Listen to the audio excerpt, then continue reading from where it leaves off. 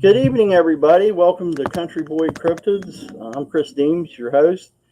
Tonight we got a special guest with us in the house, Tom Kardos of North Carolina, Cryptid and Paranormal Project. How you doing, Tom? How's it going? Oh, not too bad. Rain. It's rained here all day, really bad. Yeah, we've got a little bit of rain this evening. This afternoon was good, but we actually had it really bad where they actually had tornado watches about an hour and a half ago. And I was wow. almost at a point where I was like having to watch outside and watch the weather reports and make sure that my house wasn't going to get, pummeled by a tornado. So Yeah. thank God it passed through and it kind of dwindled down to the south side of the Carolinas towards South Carolina. And I got lucky, but yeah, thank God. Do you live close to the ocean, like, or you inside of? I'm about 3.5 hours from the ocean inland, so I'm pretty safe from it all. Any kind of tsunami attacks, whatever you want to call it, storm that along the ocean fronts, flooding, all that. So we're pretty much safe from anything along the coast. Yeah, the furthest I've been is Winston-Salem. I lived down there for a little while, and then I worked in Kearneysville down that way. But yeah, that's a nice place. A lot of woods, more than what you think it is. There's a lot of people don't realize there's a lot of swamp area along the coast too of North Carolina, and you got the Great Dismal Swamp.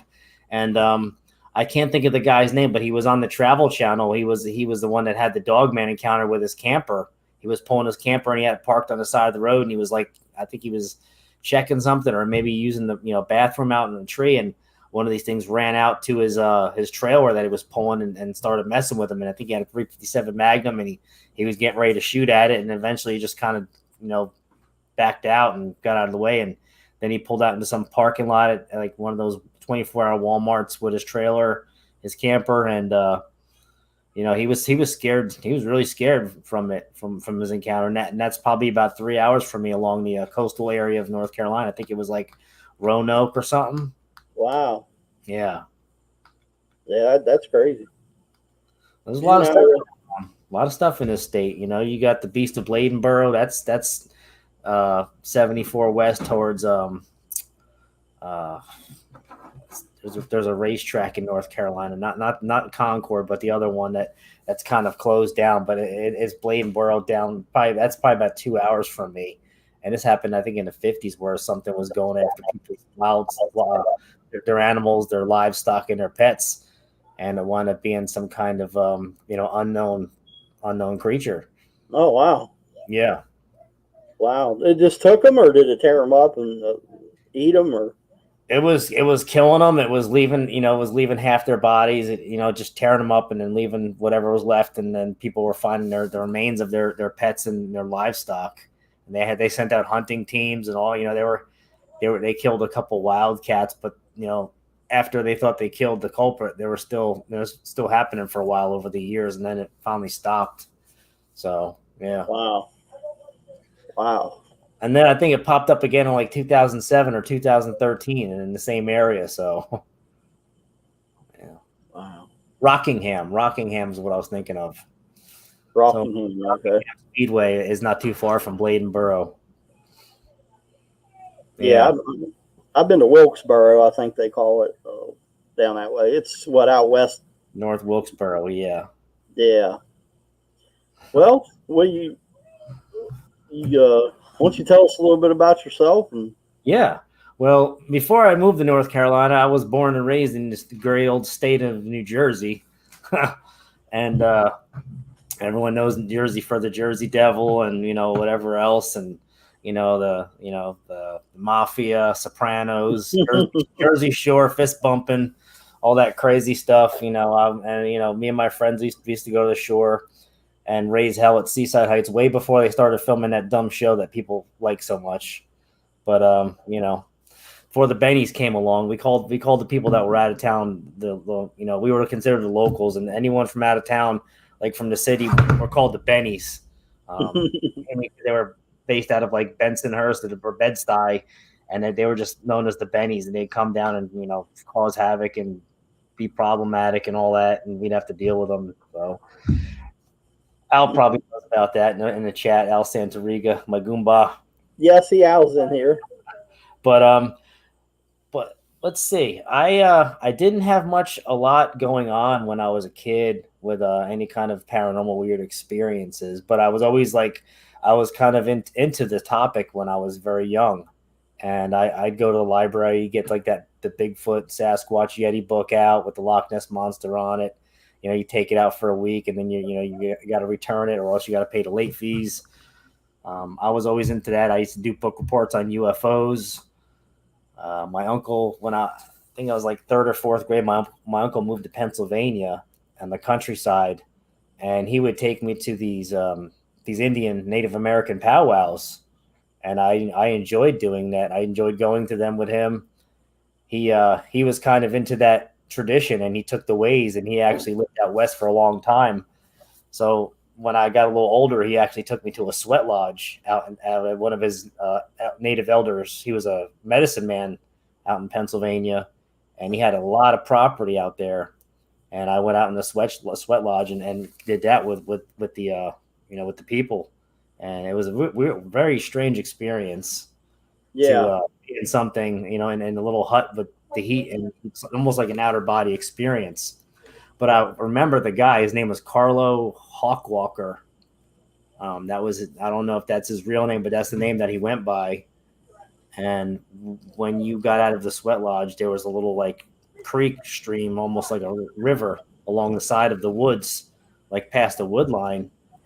And he was like, "Yeah, if you want to cool down, just take a dip in the stream, and you'll cool off if you're too hot." And me being young, I was like, "Well, what about someone out there gonna mess with you?" He goes, "Oh, don't worry about it. The keepers of the forest will protect you." And I had no clue what he was talking about back then. But now when I think about it, he was talking about the Sasquatch. No, they were the keepers of the forest. Yeah, yeah. Have you ever had any dogman experiences, Tom? I'll get to that. I don't think I have had any, but I mean, I could have possibly came across one and not known it. And just because I was the way I acted, I kind of diligently got out of the scene before anything escalated. But so when I was 18, me and my brother went to a hunting trip on Canada and Ontario, right along the the Ottawa River. It was a place called, what was it called? It was called the KOA, which is known for, all their campsites and lodges. Well, this one was the KOA River Lodge in Ontario, Canada, and it kind of backed up along the, not the Allegheny. Oh God, there's a park out there in Canada, a national park, and it was right next to one of those national parks. It'll come to me in a minute, but we went out there. It was like a 3-day weekend hunt, where you could do fishing, bear hunting, and all that. We didn't catch no bear. We didn't, we went fishing one day. Next day we did what do they call that? We baited these spackle buckets that were full of nasty pig guts and intestines. And it was horrible. We had to carry these buckets across the woods and put them but where the tree stands were, where they were baiting them. Oh man! One of the nights we went out bear hunting, it was they dropped us off. The guide dropped us off at an old beat up Chevy Suburban, took you down like a old logging road trail.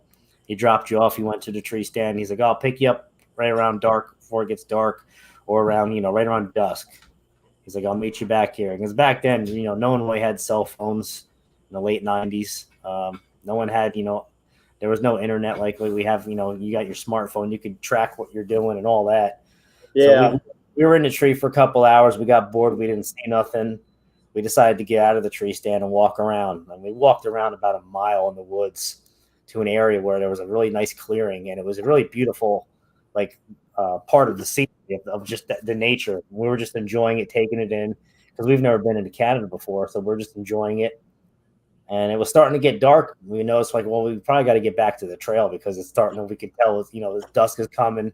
He's probably going to want to pick us up. He's probably going to be on his way to get us soon. So we got along the trail. And before we went into the trail, we're about 60, 70 yards from the opening of the woods, where the wood line is. And you could see this really big figure standing in the wood line. And it was probably about at least 10 foot tall, standing up. And you could tell it was standing up, and it filled the wood. It filled the whole wood line, the hole in the wood line up where it was like almost like a path or tunnel. And Oh, wow. you could see the figure of this body just filled that whole thing up. And all of a sudden you hear boom, boom, like 2 steps. And you actually felt the ground shake as you heard that sound. And then it just disappeared.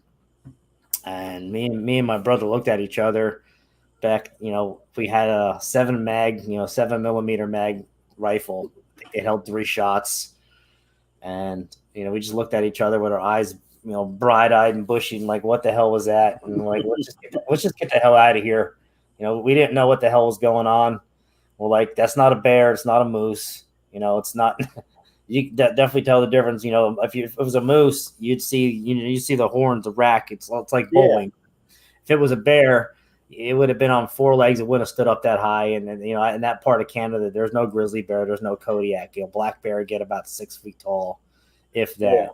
Yeah. The guy that killed the bear was an 80-something-year-old guy, and I think the bear was like 250 pounds. Before they dressed it, so they weren't that big out there in that time in that section. So we got in the trail. We started walking along the trail. We had some walking to do. And then we started seeing where the trail started leading to the road was to get picked up. And all of a sudden, we started hearing what sounds like, you remember the movie Lord of the Rings? Yeah, yeah. You remember what the orcs sounded like when they're marching in the woods? When they're marching in battle? Yeah. Like, like that noise. Well, that's what we heard.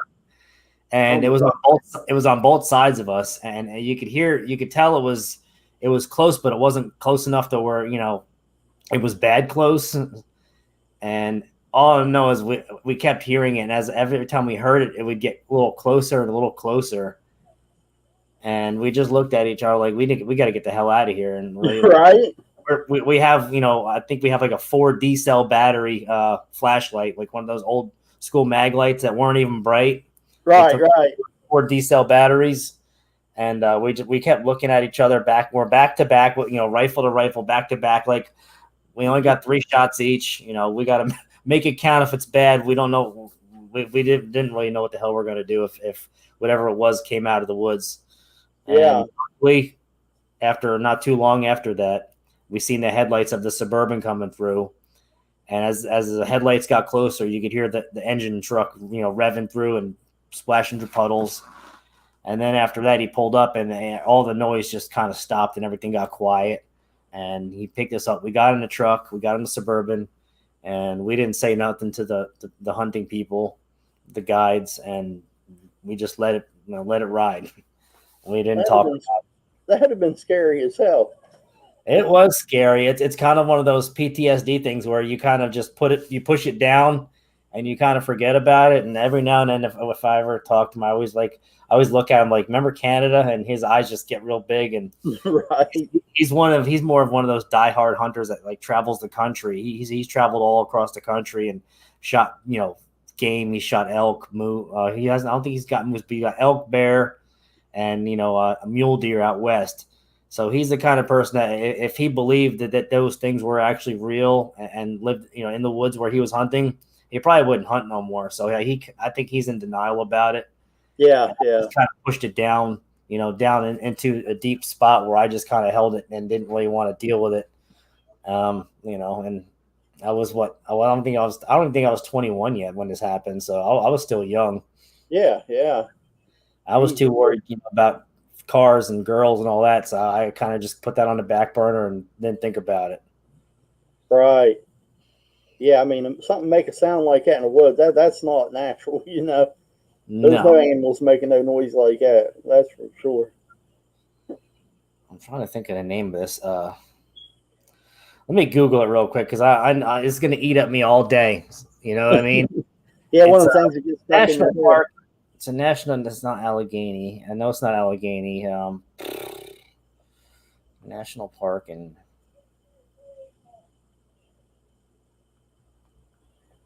While you're doing that, I'm going to say hi to everybody, Tom. Yeah, go ahead and say hi to everyone. Okay, let me see here. I know we got Al. Al's on here. Hi, Al. Mike Pearson, Pat Murphy, Flat Rock's here. Nice. Okay, Nana's here. Hey, Laura, how you doing? Hey, DA's in the house.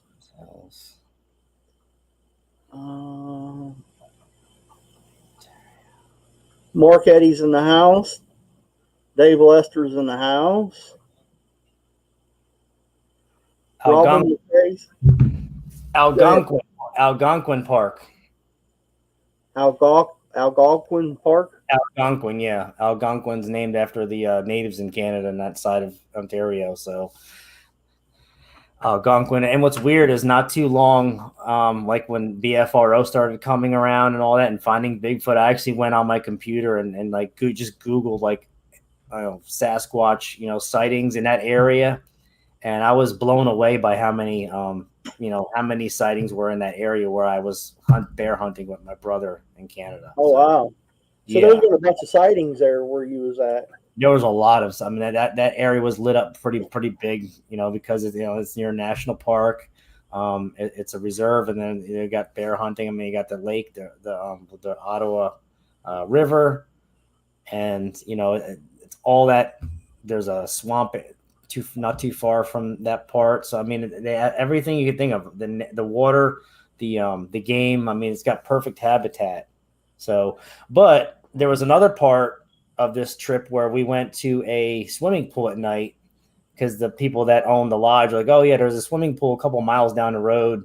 No one really goes there, but if you want to go there, you can go there. It's not closed at night. You can just go there and swim if you want.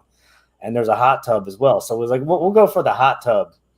So we go there. It's dark. There's like maybe a really dim light, one of those like pole lights that are near the pool, and it's dark parking lot, no cars in it. Kind of beat up old concrete building, from what I remember, kind of like an old pool house building. And we pulled up there, and it was just it gave off the creepy vibes, like something from Friday the 13th. Me and my brother were just looking at each other like, this is kind of creepy, but we'll just check it out and we'll hang out for a little bit and get out of here and just enjoy the hot tub. So before we can even get in the hot tub, there's a door along the back side of the corner that was kind of facing the woods, and there was a light. You could see a light coming from under the door, and after you looked at the light, we got closer to it. You could hear something growling. And I'm like, that doesn't sound like a dog growling. It sounds a little more deeper and more, just more sinister than a dog. I don't really talk about this much, but we got the hell out of there. We kind of slowly backed out and got in my car and took off and got the hell out of there and didn't go back to that pool afterwards. But that possibly could have been a dog man. I don't know. I mean, it could have been a 300-pound German Shepherd behind that door too. But there's no such thing as a pound German Shepherd. So that's what it felt like. Wow. So for all I know, it could have been, just a really, really big burly guard dog but he didn't mention, the thing was, he didn't mention a guard dog anywhere.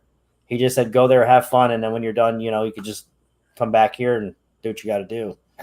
So that kind of gave off a weird vibe. And after hearing all these encounters with dogmen and, hellhounds and, shapeshifters, skinwalkers, all that, I just don't know if that could have been something to be that, extent of it. You know what I mean?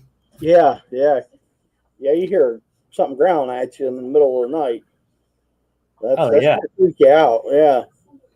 And it was weird too, because the growl almost seemed like it wasn't even coming from that door. It almost seemed like it was coming from the woods, but it kind of like when people kind of cast their voices to a certain area, throw your voice off. That's kind of what it felt like. Wow. I really don't think about it much because I kind of pushed that down the back burner too. But when I really dig down and think about, what happened in Canada, is like a lot of things I kind of just shut out and forgot about them. Yeah. PTSD will do that to you. Did you feel the growl in your chest? Like they say, when Bigfoot does that, you like feel. I don't remember if I felt the growl. I just remember it was like a deep, like raspy, rumbly growling that just didn't come off like any dog. I mean, I've been around dogs my whole life. My cousin's raised and trained pit bulls. He was when pit bulls growl, and he was actually, I'm not really the one to really go into it, but the animals. But he actually had fighting dogs. Well, yeah, And yeah. you hear the pit bulls make those noises when they're fighting. That sound that will really, if you never heard it before, you'll know exactly what I'm talking about. And this was way louder than that. Oh, wow. Like deep guttural. So I don't know what it was. It's weird. Yeah, that is crazy. Yeah. Yeah, that's for So, sure. we made it alive. I'm here to talk about it. So I made it out of Canada alive. And it's one of them things where I don't talk about it much. I like to discuss it every now and then if I'm with a guest or if I have somebody on or if I hear something that relates to it, which is weird because a lot of hunting, a lot of encounters are from hunters, whether bow hunters or gun hunters, and they're always far back, in the woods. The people that. And you got your diehard hunters are like, I've been going in them woods for 20 years. I never saw nothing. Well, there's always that one time. You're the right place, the right time. You might have walked up on, a family unit maybe, or they had a baby nearby, or who knows. But if you got, Yeah, I've been hunting all my life. I've been going out since I was 6 years old. mm-hmm. I've never really had nothing, to scare me. Now, when I was little, the first time I heard a grouse drum, it kind of took me off guard. It scared me because, if you ever heard a grouse drum, it sounds like a tire like rolling down the hill right at you. You know what I mean? That was above me, and that was it wasn't scary. It was kind of trippy. You know what I mean? I told my dad, I said, "What is that?" And he's like, "Oh, that's just a grouse." Wow. Now, I was hunting up on down in Randolph County in what we call the mountains here in West Virginia. We was hunting up on Cheat Mountain, and I went probably a mile back in there. And I've always hunted by myself, Mm-hmm. And I was sitting there. I just got this feeling. I got to get out of here. Something. It was so thick you couldn't see very far. Yeah. And I was like, I had to get out of there. I don't know what it is. Just my sixth sense, I guess, telling me, to move. But here to find out, and I didn't know it at the time. I didn't know it until about a month or two back here lately. There was a Civil War battle fought up there. Oh, so wow. I didn't know that. So I don't know if it was something there, Could have been residual energy or spirits. Yeah. Messing with you. Yeah, and it just I don't know, it was a weird feeling. I was like, I got to get out of here. Blood spill. Anytime there's a massive amount of blood spill, that blood, something about that blood and energy. I mean, you hear about it all the time. It has that power where it can kind of, almost like storage on a battery, where it can just kind of regenerate and reliving, events and stuff. So, yeah, Yeah, it's like I said, it was pretty crazy. I never felt that way before, in the woods, never ever. Yeah, always trust your gut when you're in the woods. That's like your biggest, when your gut is giving you, that either not, and I wouldn't even say fight or flight, but when your gut's telling you need to get out of here, you always listen to your gut, because if you don't, there'll be at one time where you didn't, and you'll be like, sorry, wish you did. You know what I mean? Right, that's for sure.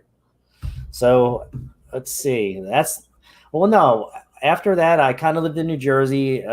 Actually, if you watch the How to Hunt channel, I posted something in some of my groups. I don't know if I posted it in my North Carolina group, but there's he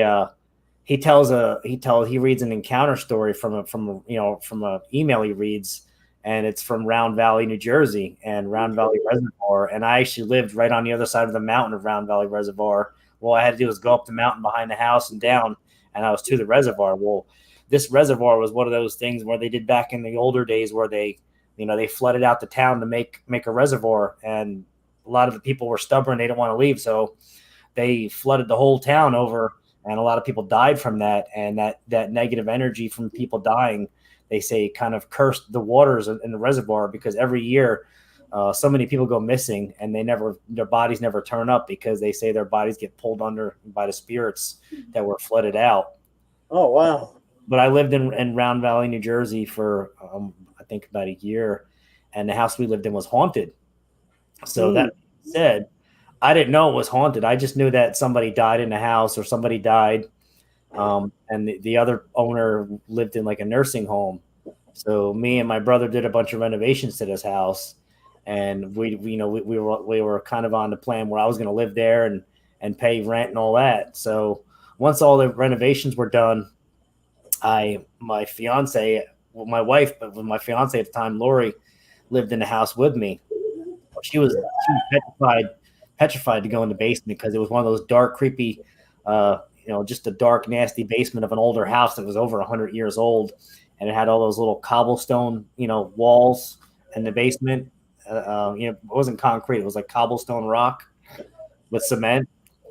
So it kind of gave off that weird. At the time, the movie that was popular was the Blair Witch Project, so the basement gave off that Blair Witch vibe to it, and it was very dark in that basement. You just felt weird whenever you went down there. You kind of felt like someone was watching you. So after living there for a while, we started noticing things started happening. Things would move on their own. You'd look for the remote. The remote would be, no one would come to the house and do nothing. It would just be us two. We look for the TV remote. The TV remote's missing. It turns up, an hour later, where we looked 3 times and it finally shows up there, and we're like, how'd it get there?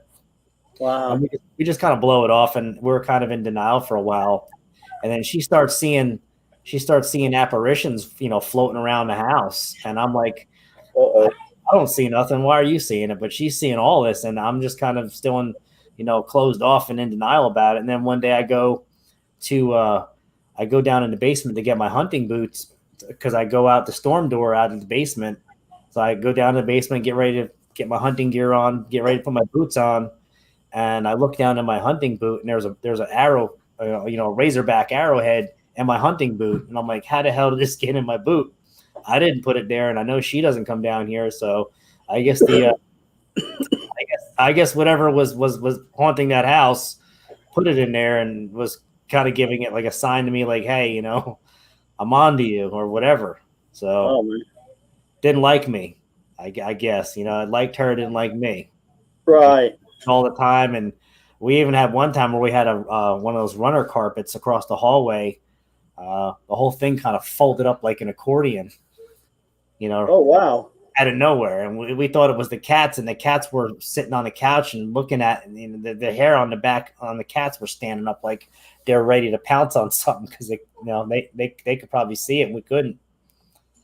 Oh, wow. That'd have been scary as hell. This was a scary house, and she even had my fiance Lori at the time. She actually had time where she was so scared she put the blankets over her, and she was carrying a crucifix over her face, and she was praying because she was that petrified of this thing that was following around the house. Oh, wow. We found out that somebody that was friends with the owners committed suicide in the bathroom, which was in the middle of the house in the hallway. And whenever you walked near that hallway, near that bathroom, the neck on the back of your neck stood up, and you felt that chill. Like it almost got like 5 or 6 degrees cooler when you got by that bathroom in the house. Yeah. Oh, wow. And she would even hear and there was no wolves in New Jersey at this. I mean, there might be now after all the populating they've done and releasing, wild animals. But back then in 2005 or 6, there was no wolves in New Jersey. And she said she'd hear wolves howling at the windows all the time. I'm like, that's so weird. But I never heard nothing, and I'd be out in the woods hunting all the time or working. So she experienced the brunt of the paranormal activity in that house.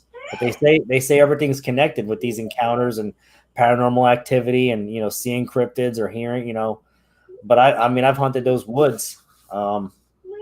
I've never seen anything. One night I was with my brother, and he shot a really big buck.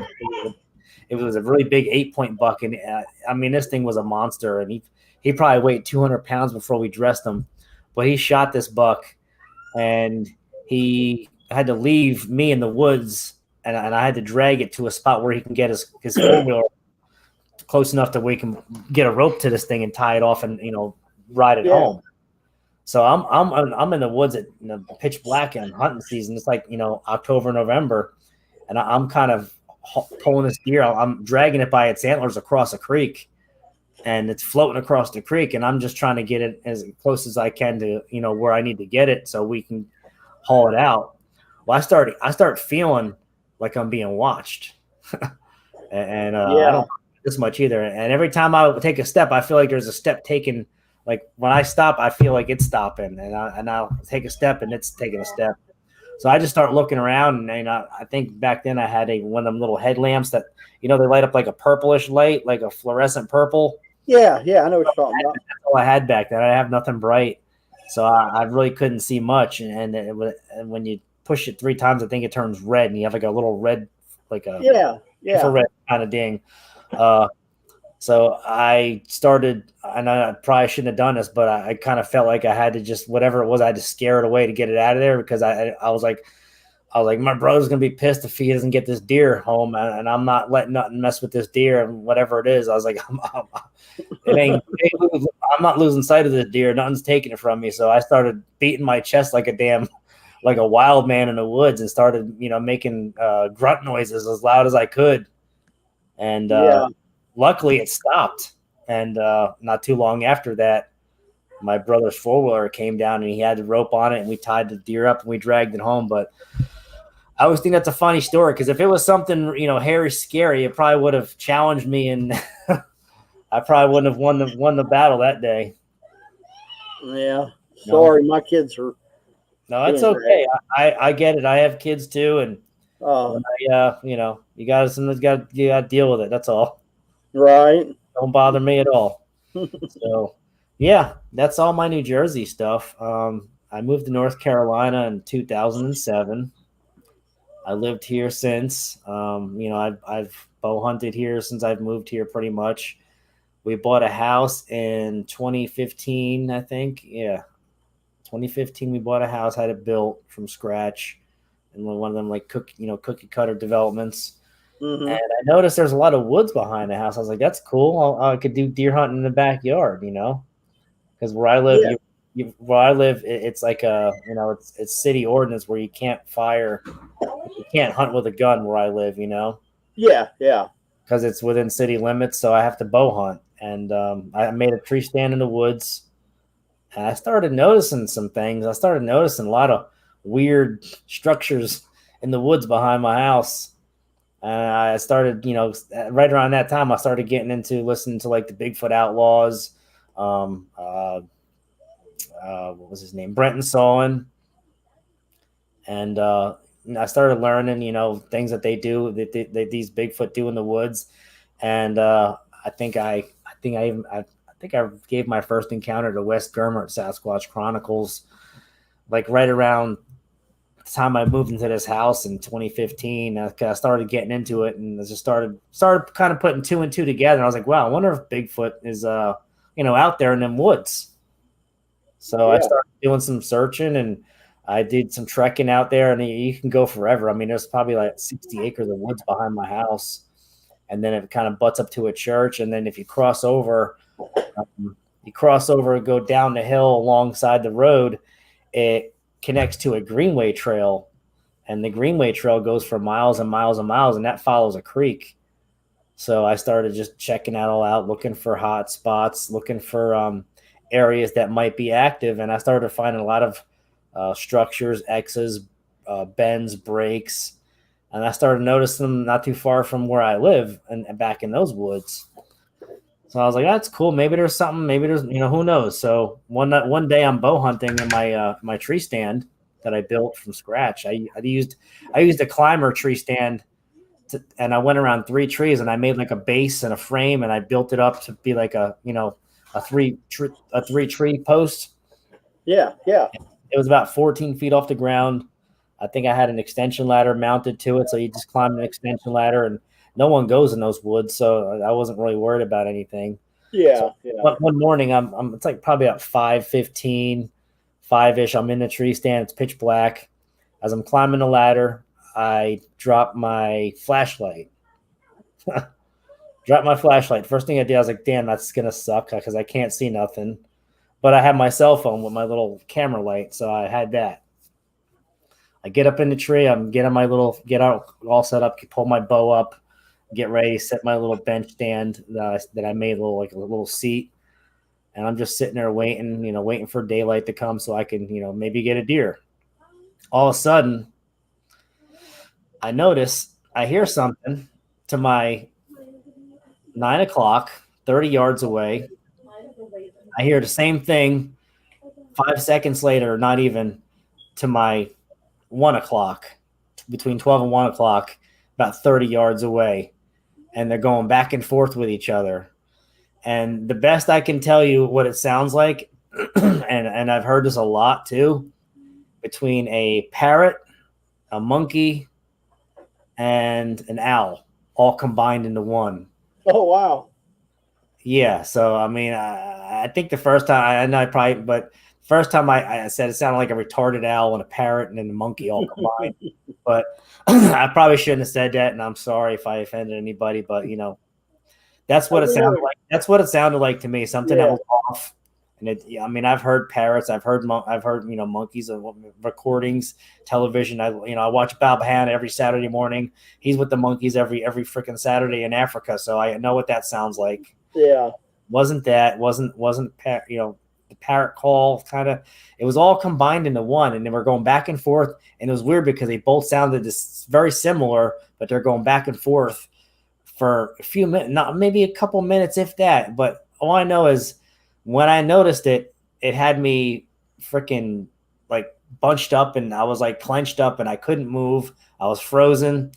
I didn't know what the hell to do, and I was shaking so bad, I dropped my cell phone out of the tree stand, and there goes my camera light. So now I can't see jack shit, and these things are right 30 yards from me, and I can't see what how close they are, and what if they're going to try to get in my tree stand, or if they're going to mess with me. I didn't know if I was going to die in my tree stand or what. I was scared to death. Right. I grabbed my 380 in my pocket because I always have my 380. I mean, it's not for killing anything like that, but it's for my own personal protection. And God forbid you come across a vagrant in the woods, a feral person, a predator animal, whatever. 380. Take it out real quick and quiet with a 380, and there's nothing to it, Oh yeah. Especially when you put the hollow points in it, it's gonna do the job. 380's perfect for that. They're good for that, yeah. Perfect. Even a snake or a raccoon, whatever. That's all you really need in the woods for something like that. But so I held it up in the air. I was like, listen, I don't want no problems. I just want to get a deer. Let me be. Leave me alone. I'll leave you alone.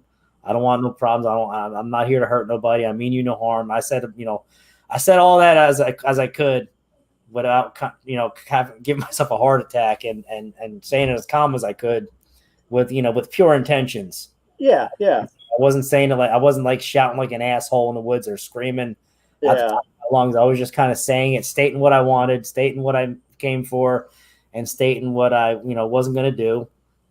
And not too long after that, a couple minutes goes by and everything gets quiet again, and I start hearing the birds chirping. I'm like, okay.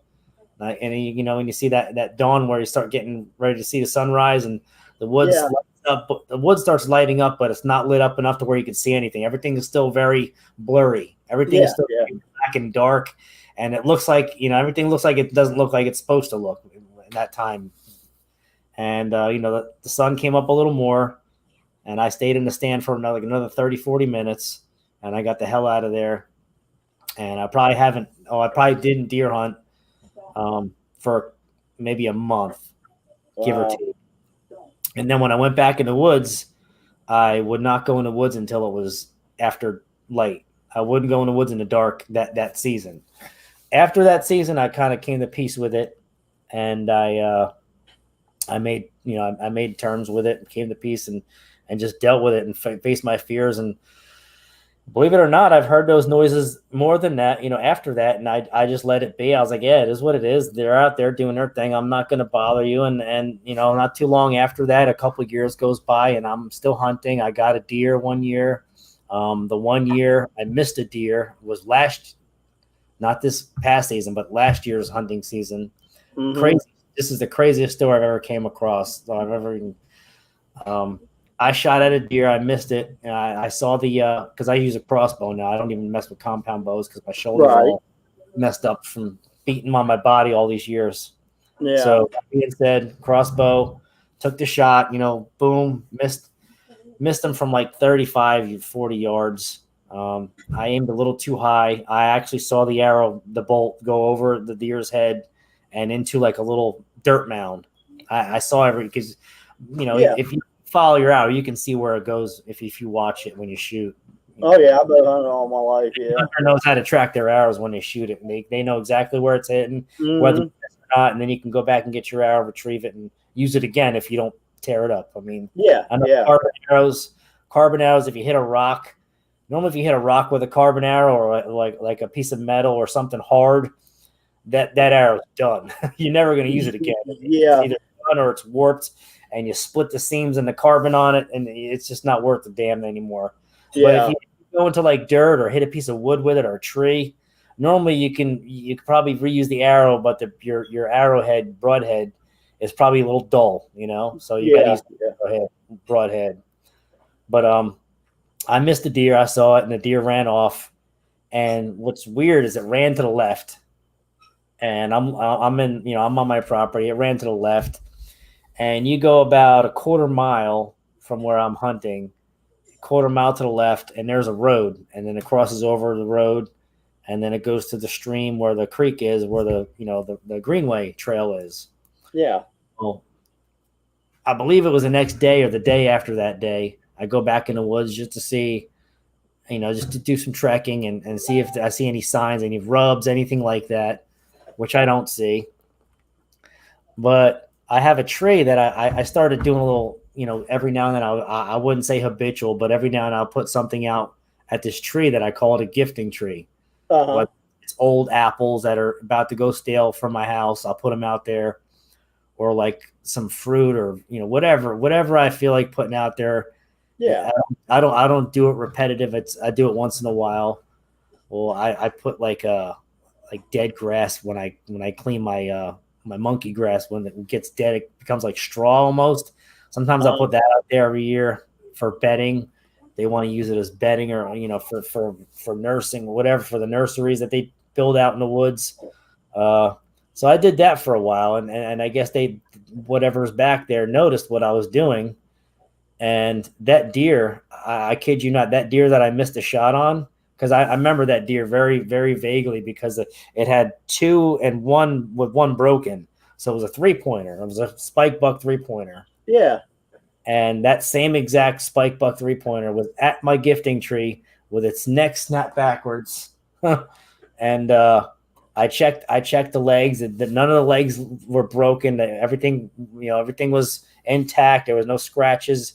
Normally if these things they get hit by a car, their legs break, or they're you'll see something split across on their joints, or their where the leg joints are. You'll see it split open or whatever, or you'll see it bent backwards like that. None of that. The only thing that I saw was a deer's neck was snapped backwards, and it was laying right underneath my gifting tree, which was very weird.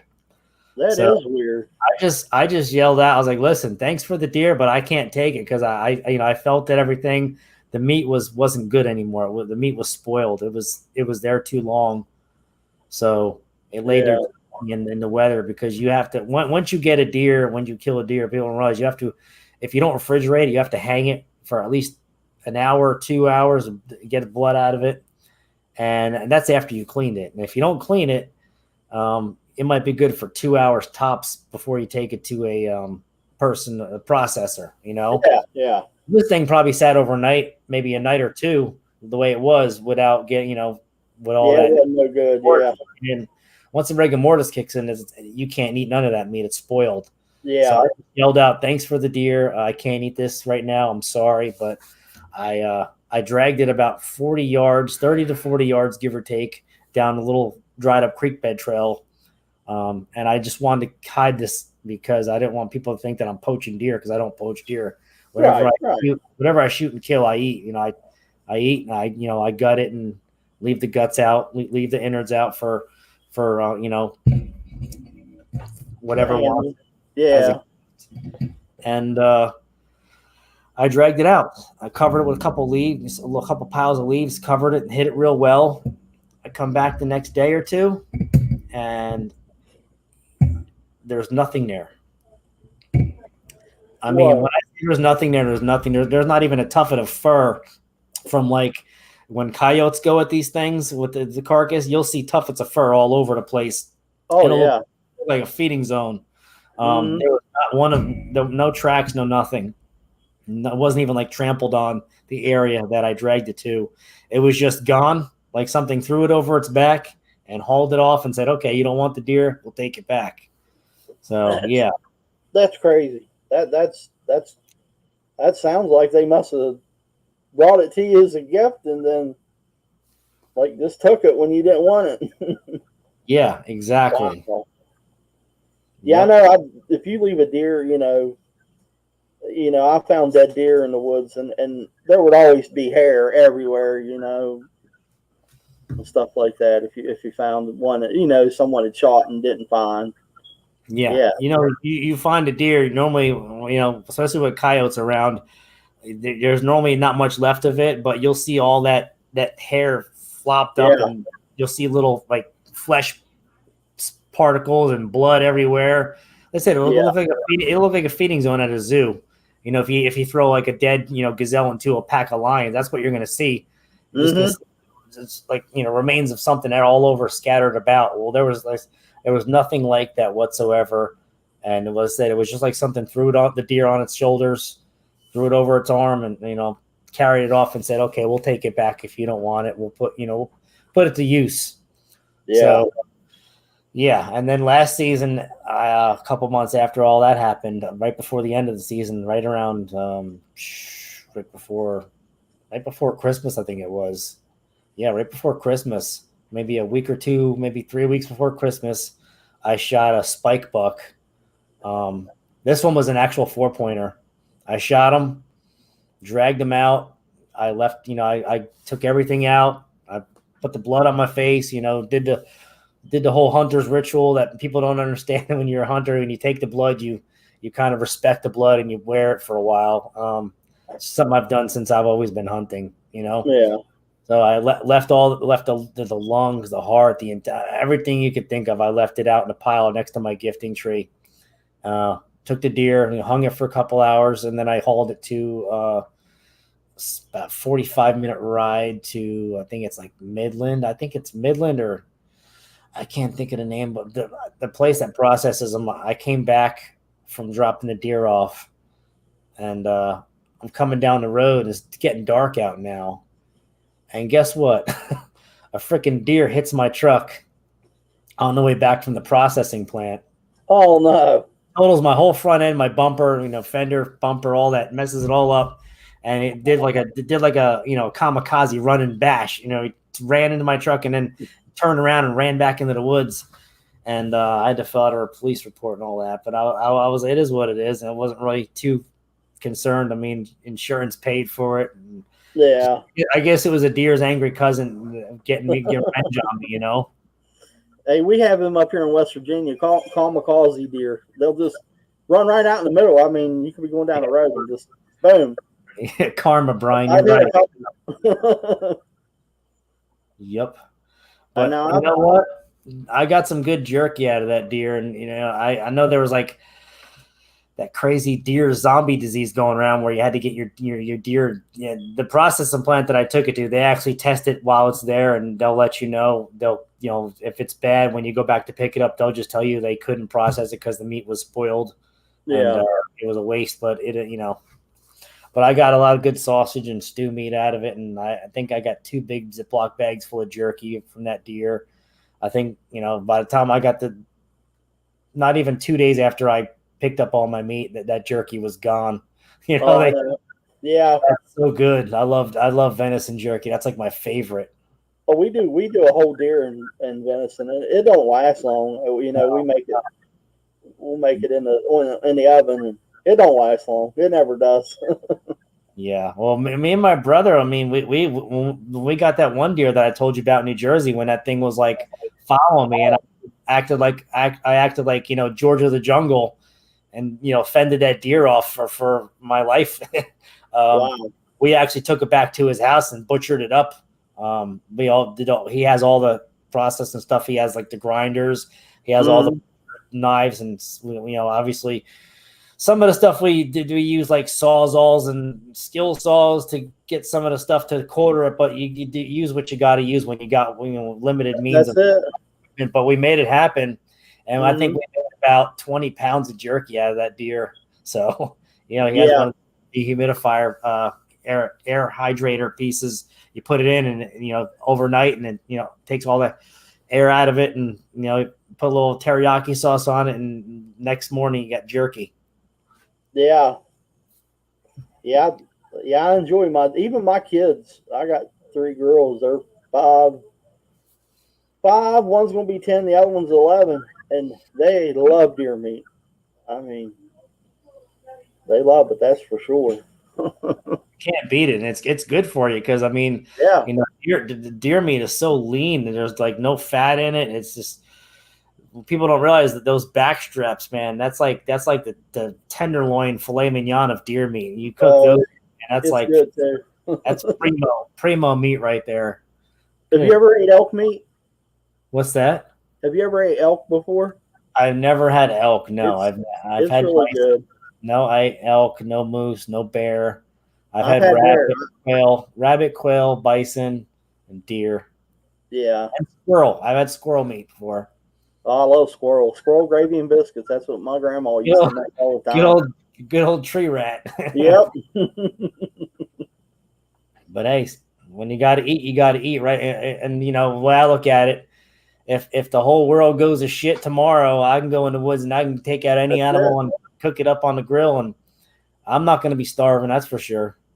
Oh yeah, I mean, we grew up in the country, so we ate, deer, like you said, rabbit. We ate grouse, all that stuff. I'd love to have some elk meat. Yeah, we know what's weird. I've been watching.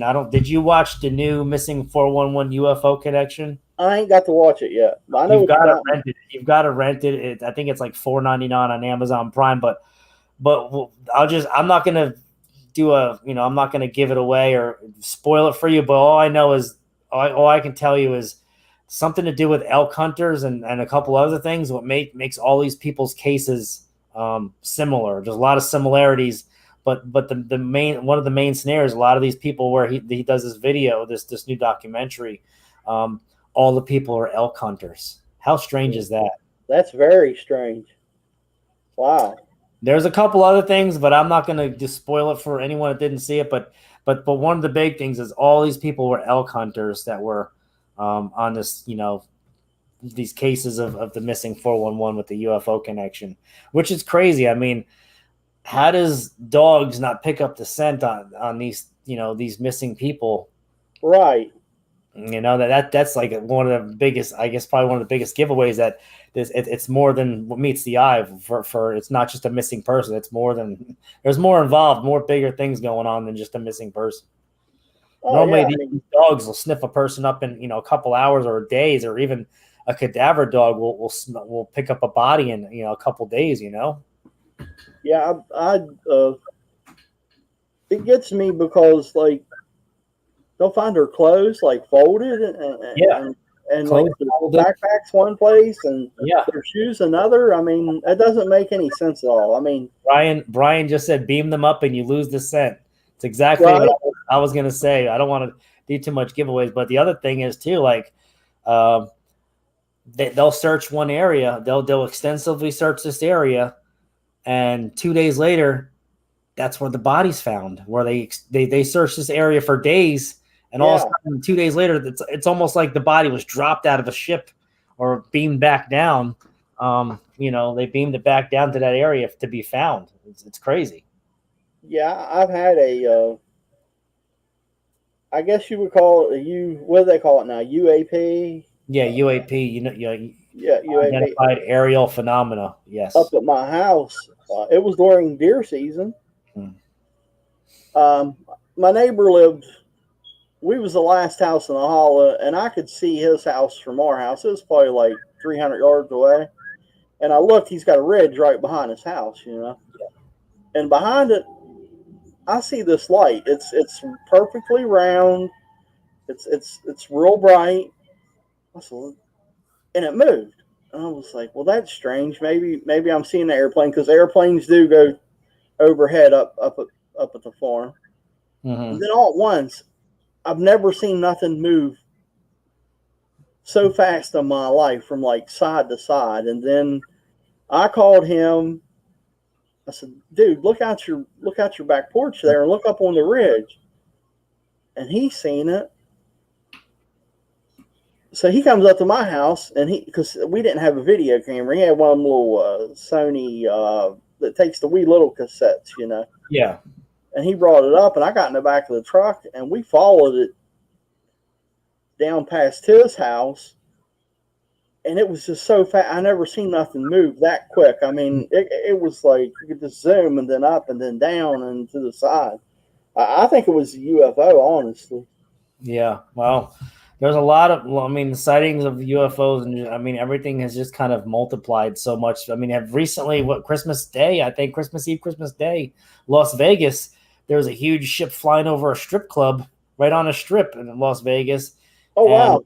There's about 20 different people posting on TikTok the same ship from different areas of Las Vegas. I mean, that's something that they can't deny. That's something that they can't say it wasn't swamp gas. It wasn't the lights from those little promotional lights that they got, all over the place. It wasn't a plane. It wasn't a drone. This was legit. And it's something they can't, the good thing about new social media, like TikTok, people can post stuff on it, or even Facebook Live. You have a multiple eyewitnesses, and they're all posting the same area, the same kind of traced in area of what's happening. That can't be denied because there's so many eyewitnesses that posted it, and it's all the same thing. So how you can deny? You tell all the people that you didn't see what you saw, or silence them or shut them up. I mean, it's almost like power in numbers. You can't. You can kind of silence one person or kind of throw them off or say it wasn't this or wasn't that. But when you got 20 plus people doing the same, posting the same entity in the sky, you can't deny that. No, that's for sure. No, that's for damn sure. Wow. Well, we're about at the hour mark here, Tom. Yeah, man. I know you probably got to get up and go to work tomorrow. I get up every morning at 5:00 a.m. Eastern, Eastern. So, it's a hustle and bustle, but I do heating and air conditioning. And that's another thing I could, real quick before we stop. I go into a lot of areas of Charlotte and South Charlotte, South Carolina, and a lot of these big buildings are commercial buildings, and they all have one thing in common. They're all around a big pile of woods around them. They're always set around a huge, forest of woods. Yeah, and I've been noticing lately a lot. I've been just looking in the woods when I have a break or something, or if I'm not too busy, I'll just take a quick little walk through in the woods, and I'll see structures all over the place. I'll see X's. I'll see all kinds of crap. I mean, these things are everywhere. All you gotta do is just get out, look in the. I mean, it doesn't have to be. You don't have to go 10 miles in the woods anymore. These things are everywhere. And I've noticed that it's almost like it's suburban, that these things are they're doing it all over, whenever there's a wooded area, you can just, even in neighborhoods I'm driving by, I'm looking and I'm seeing all these X's, all these formations. I mean, it's crazy. Yeah. Give me away. Yeah. I just started getting into this. I believed in Bigfoot since I was a kid.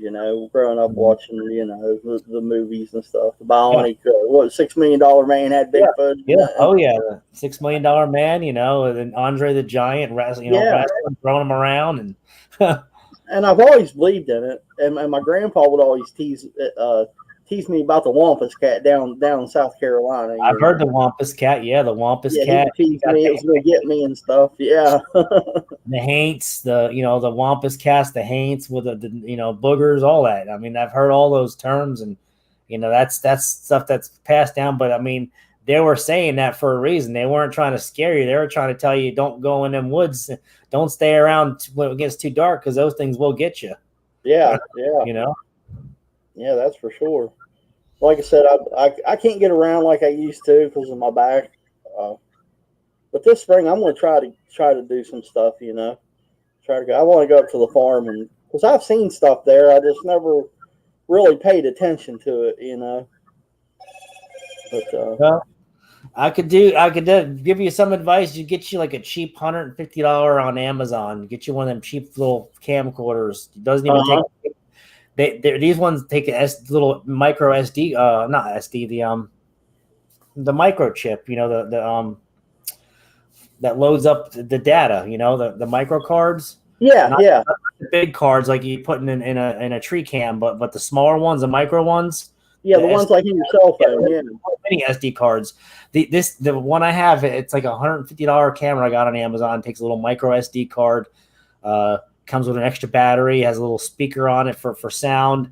The only thing it doesn't have is night vision. I think if you want the one with the night vision, it costs like $300. But for $150, you can film out in the woods, and even has a little tripod mount where you can put a tripod on. So I mean, you can't beat that. No. I want to go out this spring and go to a couple places. And just, you know, check it out, see what I can find.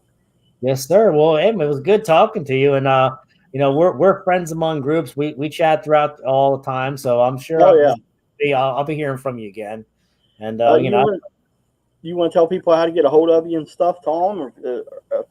Yeah, sure. So my Facebook group, I mean, it's everybody's group. Anyone wants to be a part of it. It's North Carolina Cryptid and Paranormal Project. It's on Facebook. You just got to answer some questions. Make sure you're a real person, not one of these, you know, fake hacker bots trying to get in and infiltrate accounts, or who knows if it's a fake, you know, Men in Black agency trying to infiltrate these groups and be disinformation agents. Who knows? But I also have a TikTok, which is North Carolina Cryptid. Instagram, same name, and then Thomas Kardos on Facebook, and then on YouTube I have the North Carolina Cryptid and Paranormal Project.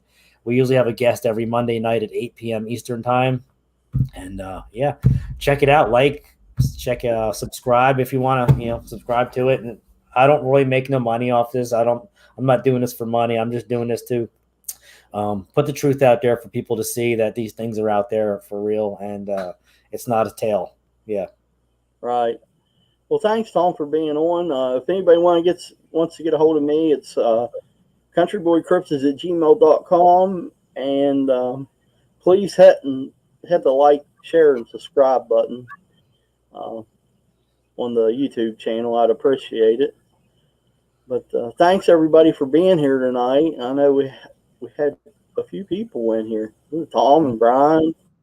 I mean, Al and Brian, Laura. Yeah, we had a few in here tonight. So I appreciate you coming on, Tom. Thank you. Have a good night, everybody. Good night.